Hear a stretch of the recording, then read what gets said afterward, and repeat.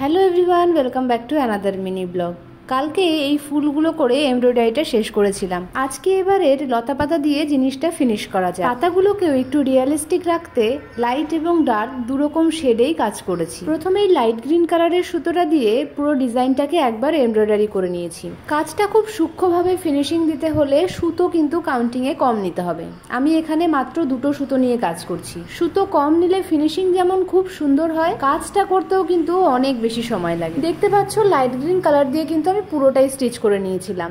এবার একটু ডিটেলিংস করার জন্য ডার্ক গ্রিন কালারের সুতো নিয়ে নিয়েছি। এই লাইট গ্রিন কালারের পাতাগুলোর নিচের দিকটায় এবার ডার্ক গ্রিন কালারের সুতো দিয়ে স্টিচ করে নিচ্ছি। কালকে ফুলগুলো যেই স্টিচ দিয়ে করেছিলাম, পাতাগুলোও কিন্তু সেম স্টিচেই হচ্ছে, শুধু কালারটা ডিফারেন্ট আর শেডটা ডিফারেন্ট। ফুলগুলোর 5টা পাপড়ি রয়েছে এক জায়গায়, আর পাতাগুলো ইন্ডিভিজুয়ালি একটা একটা এদিক ওদিক ছড়ানো। তাহলে বোঝাই যাচ্ছে একটা স্টিচ দিয়ে কিন্তু এত সুন্দর ডিজাইনটা তোমরা ফুটিয়ে তুলতে পারবে। কাজটাকে আরো সুন্দর করে তোলার জন্য ফুলের মাঝের অংশে ফ্রেঞ্চ নট দিয়ে আর একটু ডিটেলিং করে নিলাম। ব্যাস এইটুকুই। ভীষণ সিম্পল না কাজটা? তবে এটা দিয়ে আমি কি বানিয়েছি বা বানাচ্ছি সেটা কিন্তু তোমরা আমার ফেসবুক পেজ বা ইনস্টাগ্রামে গিয়ে চেক করলেই বুঝতে পারবে। আর তোমাদের কার কি নাম তা আমাকে কমেন্টে লিখে জানিও। কাজটা কেমন হয়েছে আর ভিডিওগুলো দেখতে তোমাদের কেমন লাগছে সেটাও কিন্তু কমেন্টে জানাতে ভুলো না। আর এরকম ভিডিও আরো দেখতে চ্যানেলটাকে সাবস্ক্রাইব কিন্তু অবশ্যই করো। আজ আসি, টাটা।